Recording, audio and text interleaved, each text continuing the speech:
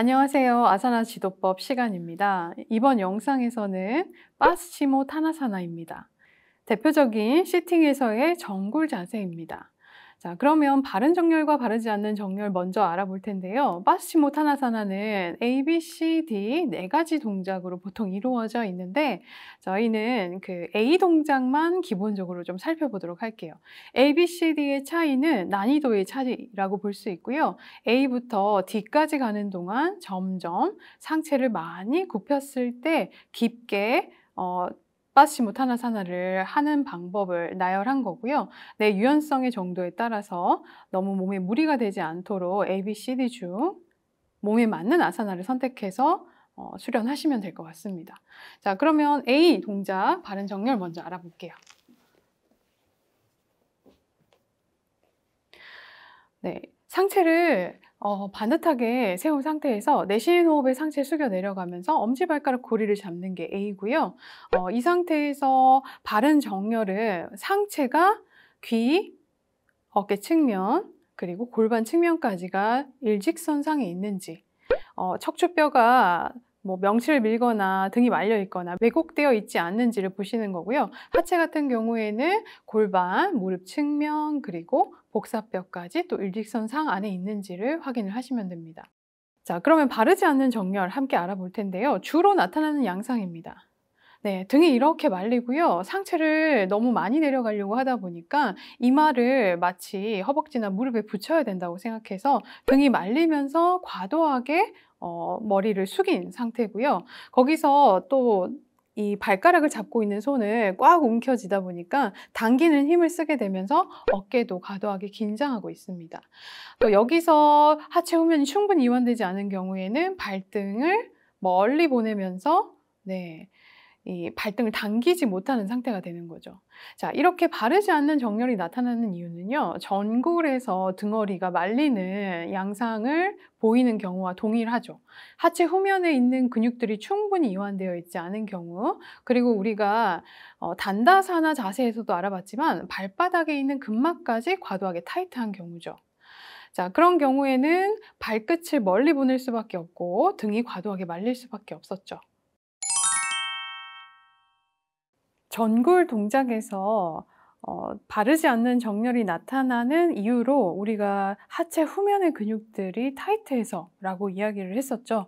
그래서 예비 아사나들로 엉덩이 근육 또는 햄스트링, 종아리 근육들을 이완하는 또는 발바닥 근막을 또 마사지해서 충분히 이완해주는 동작들을 우리 살펴보기도 했었는데요. 이번에는 우리가 놓치지 말아야 될 좀 근본적인 개념을 이해해 보도록 하겠습니다. 자, 우선 우리 몸이라는 건 하체 후면만 떼놓고 볼 수는 없어요. 전체적으로 우리 몸은 하나의 유기체로 움직이기 때문에 이 전체의 배분이 굉장히 중요합니다.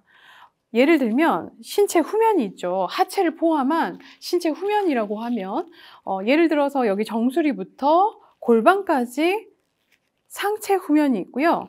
여기 골반부터 뒤꿈치 또는 발바닥까지 하체 후면이 있죠. 자, 이 길이는 사실 전체의 후면의 길이는 변하지 않습니다. 만약에 내가 여기서 등이 과도하게 이렇게 구부정해져서 여기 정수리부터 골반까지의 이 상체 후면의 길이가 굉장히 과도하게 많이 차지하고 있다고 하면 이 하체 쪽에 있는 골반부터 뒤꿈치까지의 길이는 그것보다 훨씬 짧아져 있게 되는 거거든요. 예를 들면 그런 거죠. 이 흰체 후면이 상체가 1 정도의 분배 값을 가지고 있고 하체 후면도 1의 분배 값을 정상적으로 가지고 있다고 해요. 자, 그러면 후면의 전체 길이는 몇이 되는 거죠? 바로 2가 되는 거죠. 근데 제가 신체의 정렬상 평소에 이렇게 등을 구부정하게 말고 있어요. 자, 그러면 내 정수리부터 후면을 지나서 골반까지 상체 쪽의 신체 배분은 얼마로 바뀔까요? 예를 들어서 한 1.3 정도로 바뀐다고 하면 내 골반부터 뒤꿈치 또는 발바닥까지의 길이 원래 길이였던 1이 몇으로 바뀔까요? 0.7로 바뀌겠죠. 자, 그래서 여기 정수리부터 발바닥까지 신체 후면 전체의 길이는 2 동일한데 만약에 내가 등을 구부정하게 말고 있었다면 상체의 후면이 원래의 값보다 더 많은 배분을 가져가게 되면서 그만큼 하체 후면의 배분값이 줄어들게 되는 겁니다. 자, 그래서 결국에는 우리 몸이라는 건 전체의 유기적인 이 과정을 고려해야 하고요. 신체 후면에서 상체의 길이가 너무 과도하게 분배값을 가지고 있다면 하체의 후면만을 이완한다고 해서 이 전굴이 바른 정렬로 돌아오기는 어렵기 때문에 신체 후면에서 상체 후면의 과도한 값을 원래의 1의 값으로 돌려주는 작업이 먼저 선행돼야 됩니다. 자, 그래서 상체에서 후면이 길어진 경우 그땐 후면의 길이를 좀 줄여줄 수 있는 신체 앞면의 길이를 이완하는 동작들을 해준다면 훨씬 전굴 동작에서 바른 정렬로 맞춰주기 쉬워지실 겁니다. 자, 정굴 동작을 할 때 우리 특히나 시팅 동작에서 발끝이 정면을 향하는 경우가 있었죠. 자, 발등이 당겨오지 못하는 경우, 그 경우에는 종아리에 있는 근육들이 타이트하다라고 이야기를 했었어요. 자, 발등을 당겨주는 경우에는 발등을 돌솔이라고 표현을 하기 때문에 돌시플렉션이라고 합니다. 발바닥이 멀어지는 경우, 그러니까 발바닥이 바닥 쪽을 향하게 되는 경우에는 발바닥 굽힘이라고 해서 플랜터 플렉션이라고 해요. 자, 발등 굽힘과 발바닥 굽힘이라고 해부학적으로 이 움직임을 표현을 하는데 다시 설명하면 발등 굽힘, 도시플렉션이 되지 않는 것, 플랜터 플렉션이 되는 경우에는 종아리 근육들이 타이트해서예요. 자, 한번 종아리 근육들 복습해 볼게요. 자, 비복근이라고 하는 장단지근이 있고요. 그 장단지근은 여기 넙다리뼈의 위쪽 융기들이라고 하죠. 이 안쪽 융기와 바깥쪽 융기에서 시작을 해서 이렇게 종아리와 정강뼈 뒤쪽을 주행을 해서 아킬레스건이라고 하는 유명한 힘줄이 있죠. 그 힘줄에서 여기 뒤꿈치 뼈에 끝납니다. 그리고 그 안쪽에는 가자미근 솔리우스라고 해서요. 이 정강이 뼈와 종아리 뼈의 사이를 이렇게 두 개를 다 덮고 시작해서 넓게 퍼져서 똑같은 그 아킬레스건을 지나 뒤꿈치 뼈에 함께 부착을 하게 됩니다. 자, 그래서 이 비복근이라고 하는 장단지 근육과 가자미 근은 같은 아킬레스건이라고 하는 힘줄에서 만나서 뒤꿈치 뼈에 부착을 하게 되는 거죠. 자, 그러면 여기서 시작해서 여기서 끝나는 근육들이 타이트한 경우 어떻게 될까요? 플랜터 플렉션을 만들죠. 발바닥 굽힘을 만들게 됩니다. 그래서 발등 굽힘이라고 하는 돌시플렉션을 만들기 위해서는 이 근육들이 길어져야지만이 발등 굽힘을 만들 수 있게 되는 거죠. 전굴에서는 고관절을 축으로 상체를 하체에 가까워지게 만드는 동작이죠. 그렇다 보니까 고관절을 축으로 지나가는 근육들이 먼저 이완이 되고요. 만약에 그 근육들이 충분히 이완된다면 그 다음에는 종아리 근육들을 함께 이완하면서 돌시플렉션을 만들어 주시면 돼요. 하지만 내 몸이 아직은 충분히 고관절을 지나가는 근육들을 충분히 이완할 수 없는 상태라면 발등 굽힘까지 만들면서 종아리 근육을 함께 이완하려고 하다 보면 무리하거나 애쓰게 됩니다. 그래서 내 몸에 맞게 굳이 내가 발등 굽힘이라고 하는 돌시플렉션을 만들기가 어려운 상태라면 그 발등 굽힘은 포기하고 고관절 지나가는 후면 근육부터 먼저 이완할 수 있는 정굴 자세를 해주시는 게 바른 정렬을 유지할 수 있는 방법입니다. 이번 영상에서는 아까 설명드렸던 상체의 후면 근육들이 너무 과도하게 굽어서 이완된 경우 그때 배분을 원래 자기의 1의 값으로 되돌려주는 게 필요하다라고 설명을 드렸죠. 자, 그 작업을 해볼 텐데요. 너무 과도하게 이완되신 분들이 이 값을 과도하게 가져간 배분의 값을 제자리 값으로 돌리는 방법입니다. 자, 등을 바닥에 대고 누워서 해줄 수 있는 자세입니다. 견갑골 사이, 어깨뼈 사이에 블럭을 대고 누워주시는 방법이에요. 블럭이 없으신 분들은 집에 있는 좀 폭신한 쿠션 같은 거를 대주셔도 괜찮습니다. 한번 볼게요.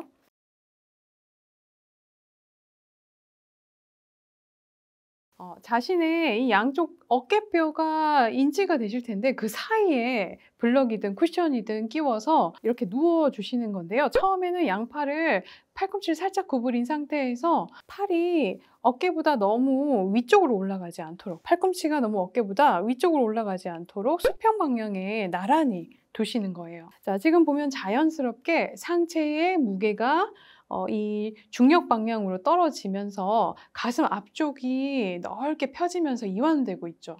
자, 자연스럽게 등이 굽어져 있던 분배값을 제자리 값으로 돌려주는 방법입니다.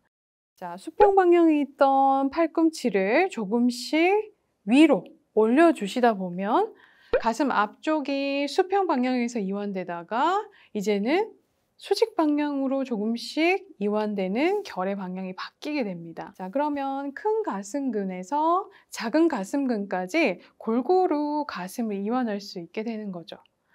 자, 만약에 이 동작을 했을 때 손끝이 저릿저릿하거나 팔꿈치가 많이 뜨게 된다면 내 몸에서 너무 과도하게 하고 있는 거기 때문에 팔꿈치가 바닥에 붙을 때까지 어깨의 수평 방향 또는 그 아래쪽으로 좀 더 내려주셔도 괜찮아요.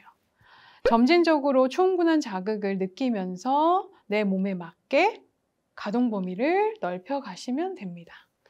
이렇게 가슴 앞면을 이완하는 동작을 자연스럽게 하시다 보면 신체 후면은 자연스럽게 등이 말린 것에서 재정렬의 값으로 본인의 원래 배분 값으로 돌아가게 되고요.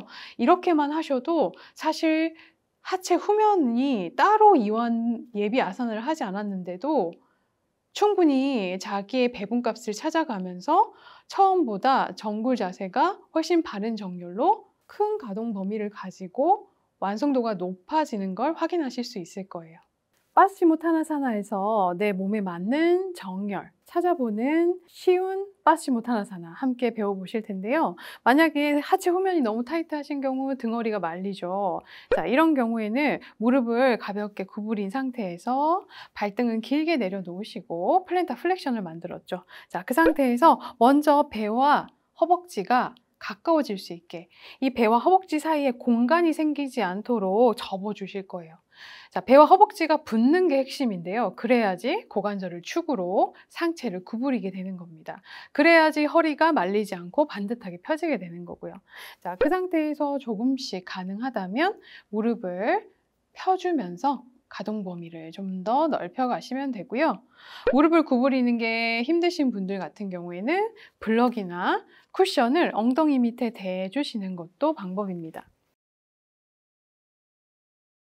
네, 충분히 깊숙하게 블럭을 대고 앉으실 거고요. 자, 그렇게 되면은 엉덩이가 높아졌기 때문에 상체와 하체의 각도가 90도보다 더 커지게 되는 거죠. 자, 그러면 상체를 90도 가까이 접어주는 부담감을 많이 줄어들게 되고요. 그러면서 허리를 좀 더 세울 수 있고 그 상태에서 고관절을 축으로 상체를 조금씩 접어서 내려가서 파스치모타나사나를 해주시면 됩니다. 상체의 정렬이 중요한 이유는 일단 상체가 무너지게 되면 호흡이 짧아지고요.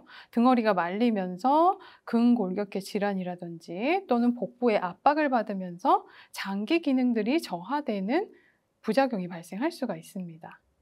다 그런 것들이 기회비용이 되는 거겠죠?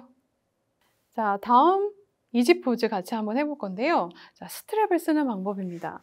만약에 블럭 쿠션을 엉덩이에 대고 있지 않은 상태라면 자, 발바닥 쪽에 이렇게 스트랩을 걸고요. 양손으로 스트랩을 잡아줍니다. 자, 그 상태에서 반듯하게 허리를 세우고 가능하다면 배와 허벅지를 붙이면서 조금씩 상체를 숙여 내려갑니다. 자, 이렇게 하면 내가 굳이 발가락을 잡지 않아도 스트랩을 잡고 어느 정도 당겨주고 있기 때문에 그 힘으로 상체를 세우기도 편해지는 거죠. 정굴 동작을 할 때는요, 이 스트랩의 위치가 굉장히 중요해요. 자, 지금은 뒤꿈치에 가까이 스트랩을 두고 있는 상태이기 때문에 따로 발등을 당기는 힘을 쓰지 않습니다. 만약에 이 위치를 바꿔볼까요? 네, 발가락에 가깝게 이 스트랩을 두게 되면은 당기는 과정에서 자연스럽게 발등을 정강이 가까이 당기는 돌시플렉션 자세가 나옵니다. 그러면 우리 돌시플렉션을 하게 됐을 때 여기 종아리 쪽의 근육들이 이완되는 거 아시죠? 자, 함께 종아리 근육들을 이완하는 효과를 볼 수 있고요. 이게 만약에 너무 나한테 과도하다라고 한다면 스트랩의 위치를 뒤꿈치에 두시는 게 훨씬 편안하게 상체의 정렬을 유지하면서 전구를 하실 수 있어요. 자, 그리고 이 스트랩을 걸고 내가 양팔로 당길 때 지금 보면 팔꿈치를 구부린 상태에서 어깨에 긴장을 주면서 당기고 있겠죠. 그런 경우에는 사실 어깨 긴장도 많이 들어가고요. 팔꿈치를 구부린 상태에서 당기고 있기 때문에 나의 이 이두근의 힘을 써서 당기고 있는 겁니다. 굳이 내가 나의 근력을 쓰면서 나의 상체를 과도하게 당길 필요는 없고요. 팔을 쭉 편 상태에서 좀 더 스트랩을 짧게 잡고 자연스럽게 당길 수 있게 된다면 나의 이두근의 힘을 개입시키지 않기 때문에 과도한 힘이 들어가서 어깨에 긴장이 들어가거나 내 몸이 바들바들 떨리는 걸 좀 방지할 수 있게 되겠죠. 그만큼 긴장감을 많이 줄일 수 있게 되는 겁니다. 자, 다음은 의자를 이용한 이지 포즈 함께 배워보겠습니다.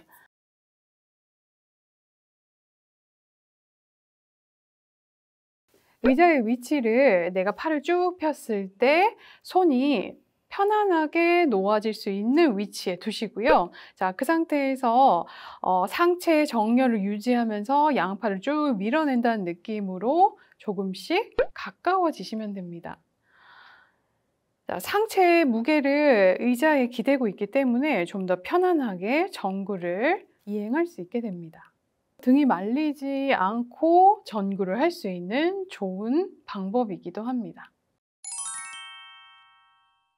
이번 영상에서는 파스치모타나사나 함께 배워봤습니다. 파스치모타나사나에서는 시팅의 대표적인 전골이기 때문에 우리 전골에서 전체의 근육의 배분이 얼마나 중요한지에 대해서 이야기를 나눠봤습니다. 우리 몸은 하나의 유기체로서 전체적으로 함께 움직인다는 걸 기억하시고요. 이 개념을 이해한 다음에 아사나를 분석하시거나 정렬을 유지하면서 수련을 하거나 지도를 하는 건 많은 도움이 되실 거예요. 자신의 몸에 맞는 적정한 수준의 아사나 수련을 하신다면 지속 가능하고 안전하고 건강한 수련을 하실 수 있을 겁니다.